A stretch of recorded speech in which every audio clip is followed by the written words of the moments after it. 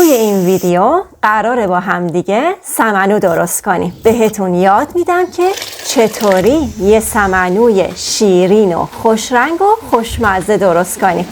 اگه از الان دست به کار بشی، چی از این قشنگتر که یکی از این سینهای سفره 7 سین که همین سمنوی شیرین و خوشرنگ هست رو خودت درست کرده باشی.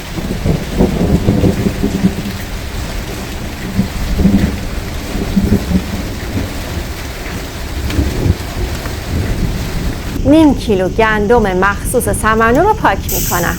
نمیذارم کوچکترین سنگریزه‌ای رد بشه. وقتی میخوام بخرمش به فروشنده میگم که گندم مخصوص سمنو میخوام. اینا حتما یادتون باشه. دوستای گلم لطفاً ویدیو رو بدون اینکه جلو بزنید تماشا کنید تا جزئیات رو از دست ندید. گندم رو برای 3 روز با آب سرد خیس میکنم. برای بار اول آب زیاد باشه چرا که گندم حجم میگیره. درش هم میذارم که تمیز بمونه. ظرف رو جای خنک نگهداری میکنم که گندم بوی ترشیدگی نگیره. هر از گاهی آب گندم‌ها رو عوض میکنم که بو نگیره. این کار رو با آب خنک انجام میدم. 1 روز گذشته، ریشه و جوونه 1 کوچولو نیش زده. دوباره ظرف رو با آب خنک پر میکنم.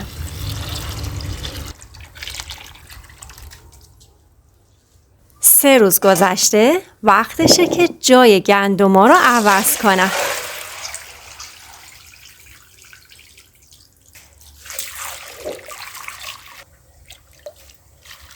بعد اینکه قشنگ آب کشی کردم، به دستمال همیشه مرطوب منتقلش میکنم. 3 روز گذشته، جوونه های روی گندم این اندازه رشد کردن. همه گندما رو توی یه ظرف پهن نمیکنم. به اندازه نیم بند انگشت گندم توی ظرف میریزم. روش رو خیلی آروم صاف میکنم. این کار رو با احتیاط انجام میدم که جوونه های جوون و ریز و کوچولو آسیب نبینه. جوونه همه گندم ها تو یک زمان و به یک اندازه رشد نمی کنن. بعضی از دونه ها دیر رشد هستن. اگه منتظر بقیه بمونیم که اونام جوونه بزنن، اون وقت اون دونه هایی که جلوتر جوونه زدن توی آب میپوسن و از بین میرن. بهترین راهی که بتونیم گندمای دیر رشد رو بیدار کنیم انتقال به پارچه همیشه مرطوبه. نگهداری گندم واسه جوونه زنی رو توی آبکش انجام میدم چون نیازه که گندم هر روز آبیاری بشه. بعد اینکه آبیاری تموم شد باید آب اضافی ازش رد بشه. توی ظرفش آب نمونه چون میخوایم که یه محیط نمدار واسش درست کنیم. اگه آب اضافی توی ظرف بمونه به مرور جوونه ها و گندما میگندن و بدبو میشه. کار رو خراب میکنه. فراموش نکنید بعد از عضویت در کانال زنگوله رو روشن کنید تا اولین نفری باشید که ویدیوی منو تماشا میکنید. روی گندما رو با پارچه میپوشونم که رطوبتش حفظ بشه. توی یه جای معتدل زیر سایه دور از نور آفتاب نگهداری میکنم تا زمانی که گندما ریشه و جوونه بزنه. گندما رو که لای پارچه گذاشتم حالا 1 روز گذشته. یه سری به گندما بزنیم ببینیم در چه حالین. گندما همین که میرن زیر پارچه نمدار سر و کله جوونه ها یواش یواش پیدا میشه.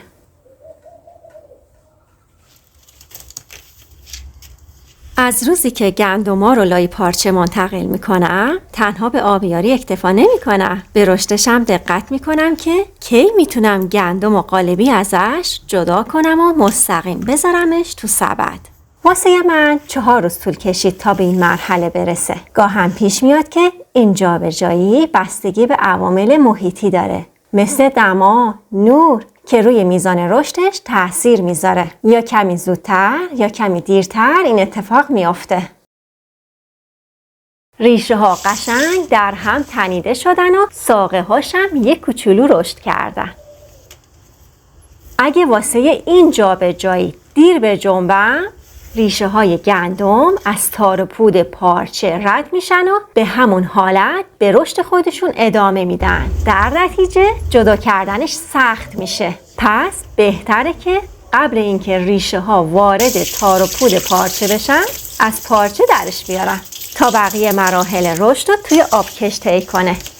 شما میتونید با عضویت در کانال و نظر دادن از من حمایت کنید. به گندما هر روز آب میدم. نمیذارم که پارچه خشک بمونه.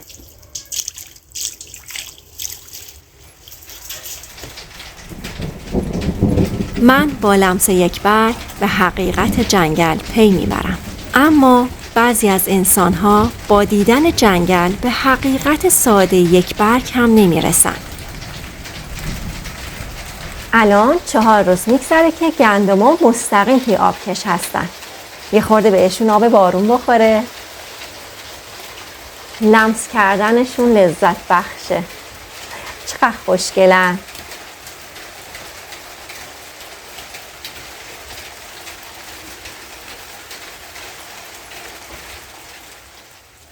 خب بالاخره رسیدیم به امروز.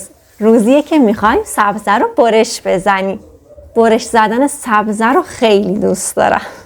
خیلی برام خوشاینده صدای خرچ خرچ کردن سبزه زیر چاقو. درسته که ریشه های گندم از آبکش رد شدن، اما بهتر از اینه که از تار و پود پارچه رد بشه. خیلی راحت میشه سبزه رو از آبکش جدا کرد با یه حرکت. قبل اینکه سبزه برش بخوره و خورد بشه، زیر و روش رو کنترل میکنیم که چیزی بهش نچسبیده باشه. وقتی از تمیز بودنش مطمئن باشیم برش میزنیم. صدای برش سبزه رو گوش بدیم.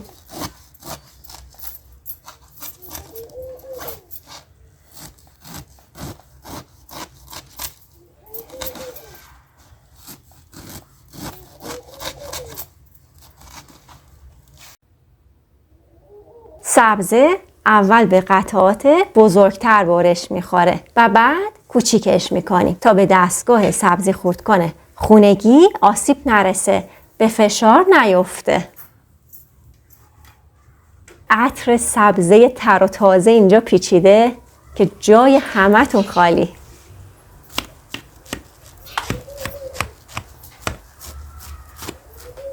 به به، مثل کیک میمونه. چه برشی، چه بافتی. برای اینکه لینک ویدیوی بعدی رو از دست ندی میتونی سابسکرایب کنی و اون زنگوله رو هم بزنی که زمان انتشار ویدیو جدید از طریق نوتیفیکیشن مطلع بشی.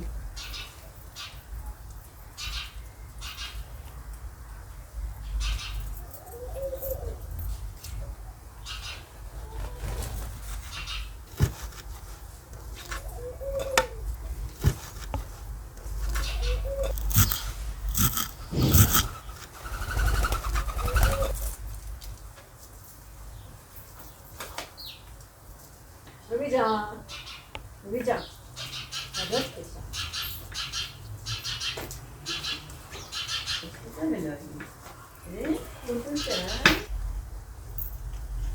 موقع کار با سبزی خورد کن باید حواسم جمع باشه که این دریچه رو باز نذارم، چون اگه باز بمونه سبزیای خرد شده به اطراف پرت میشن. اون وقته که یک کارم به بقیه کارا اضافه میشه. چون تیغه تیزی داره واسه جابجا کردن سبزی توی دستگاه سبزی خورد کن بهتره که از این لیسک مخصوص خود دستگاه استفاده کنی.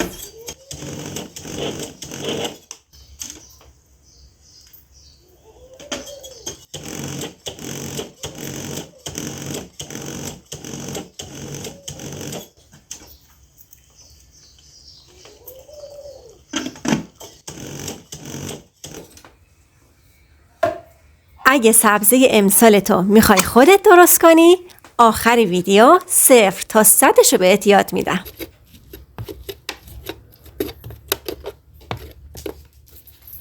واسه جدا کردن تیغه سبزی خورد کن، تیغه رو چند بار چپ و راست میکنیم و به بالا میکشیم تا بتونه جدا بشه. اینجوری راحت تر میشه سبزی چرخ شده رو از مخزنش خارج کرد. حالا هم که میخوایم تیغه رو برگردونیم سر جاش هم به همین شکل. منتها این بار برعکس عمل میکنیم.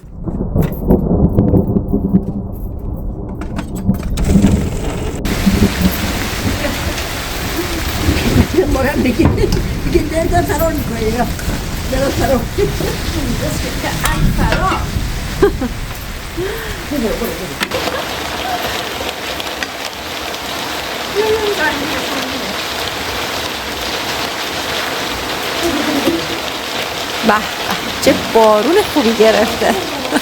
همه رو فراری داد. حجم تفاله های سبز زیاده و بین 2 تا قابلمه تقسیمش میکنم. ظرف رو با آب سرد پر میکنم. آب رو تا جایی میریزم که علاوه بر اینکه روی تفاله گندم رو میپوشونه یه خوردم بیشتر باشه، چرا که جا داشته باشه که شیرش رو به آب پس بده. واسه یه شب تو جای خنک بمونه. میشه بلافاصله شروع به کار کرد، اما اگه یه شب بمونه بیشتر شیرش رو به آب پس میده. صبح روز بعد واسه نیم کیلو گندم 2 الی 2.5 کیلو آرد مخصوص سمنو بهش میزنیم. آرد نون کامله که ما اینجا بهش آرد سیاه میگیم. قبل اینکه آرد رو استفاده کنم حتما الکش میکنم. یه بار الک کردن کافیه. خب حالا نوبت آب تفاله‌های گندمه. چطوری میخوایم اینا رو از هم جدا کنیم؟ اینجوری زیر آبکش یه قابلمه میذاریم، تفاله ها رو توش میریزیم. آب ازش رد میشه و توی ظرف جمع میشه. خود این تفاله ها هنوز توش آب داره. از اینم نباید بگذریم چون نشاسته گندم هنوز توش هست و ما به این احتیاج داریم واسه درست کردن یه سمنوی شیرین و خوشمزه. تفاله سبز رو قشنگ توی مشتمون میگیریم و فشارش میدیم تا هیچ آبی توش نمونه.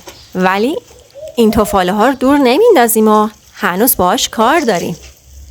این جوونه های چرخ شده رو که دیشب جای خنک نگه داشتم اصلا حالت جوش پیدا نکرده. پس آب سرد و جای خنک نکته مهمیه.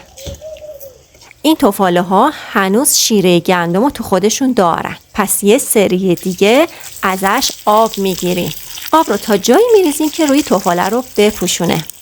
آب تفاله های سری اول رو یه بار دیگه از یه صافی ریزتر رد میکنیم. خیلی خوشحال میشم دوستایی که ویدیو رو میبینید لایک کنید و نظر بدید. نظرات شما منو خیلی خوشحال میکنه.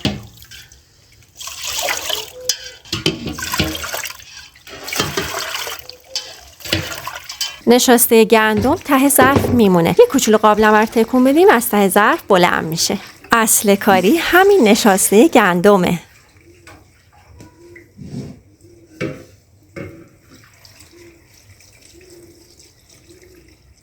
به این ویدیو از 1 تا 10 چند امتیاز میدید؟ توی کامنت برام بنویسید.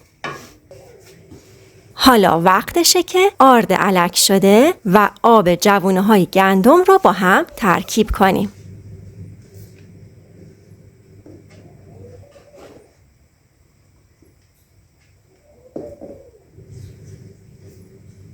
اگه میخوایم خیلی شیرین باشه 2 کیلو آرد میزنیم واسه نیم کیلو گندم.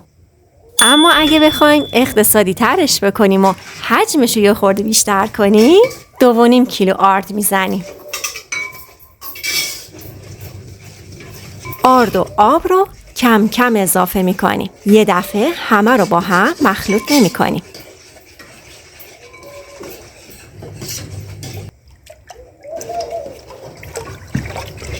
آرد رو خوب داخل آب حل میکنم.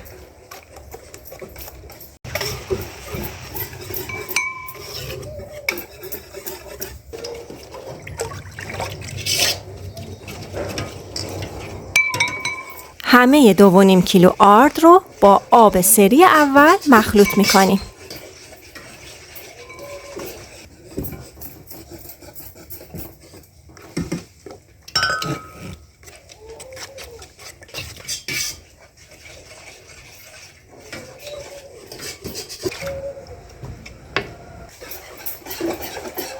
بعد اینکه آرد و آب با هم ترکیب شدن، قابلمه رو روی اجاق میذاریم با حرارت بالا تا زمانی که آب به جوش بیاد.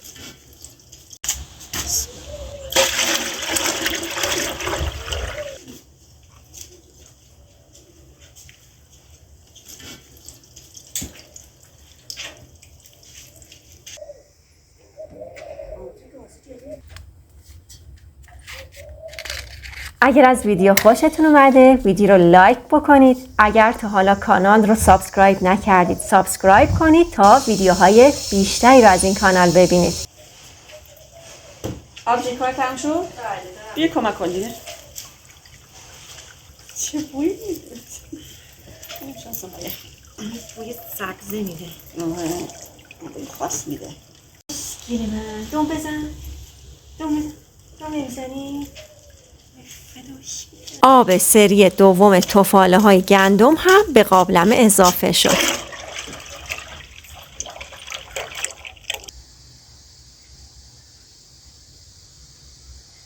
یه نکته واسه خوش رنگ شدن سمنو. بعد اینکه آب به جوش اومد حرارت روی متوسط باشه تا آب سمنو به تدریج کم بشه تا مواد فرصت اینو داشته باشه که یواش یواش با حرارت متوسط تغییر رنگ بده و خوش رنگ بشه. یه چایی بزنیم و خستگی در کنیم.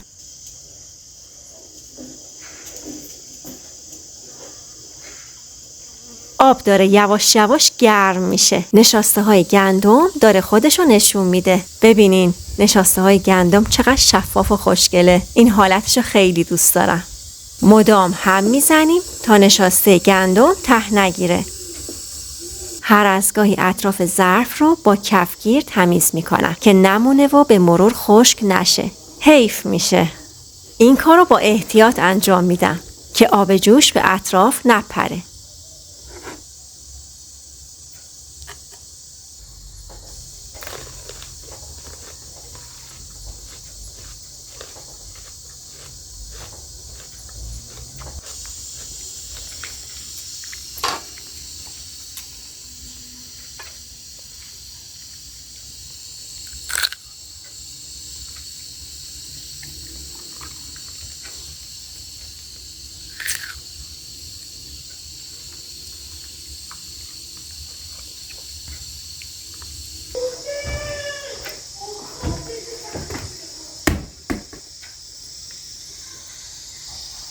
وقتی سمنو داره کم کم سنگین میشه مواظبم که به سر و صورتم نپره چون بد میسوزونه.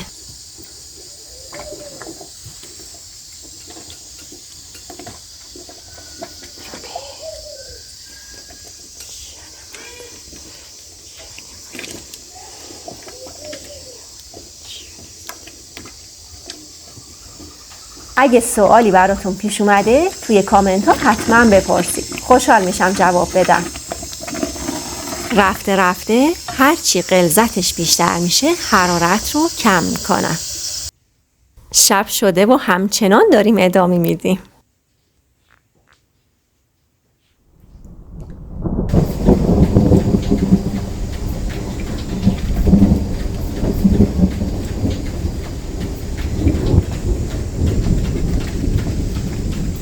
تا آخر کار اطراف ظرف تمیز میشه چون مایع سمنو به دیوارهای قابلمه میچسبه و حرارت که بهش میخوره سفت میشه. حیف و میل میشه. روبی جان داری بارون رو نگاه میکنی قربونت برم. ببین دیوار تهش معلوم. ببین قشنگ تهش معلومه. وقتی کفگیر اینجوری ته قابلمه کشیده میشه و ته قابلمه دیده میشه یعنی این که داره حاضر میشه. وقتشه که حرارت رو خاموش کنیم.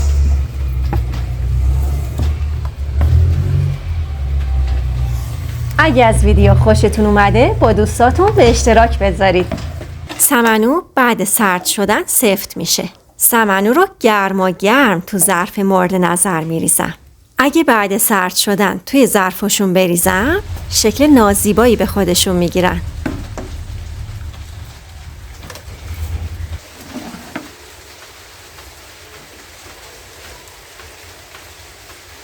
این ظرفم بکشیم برای همسایه.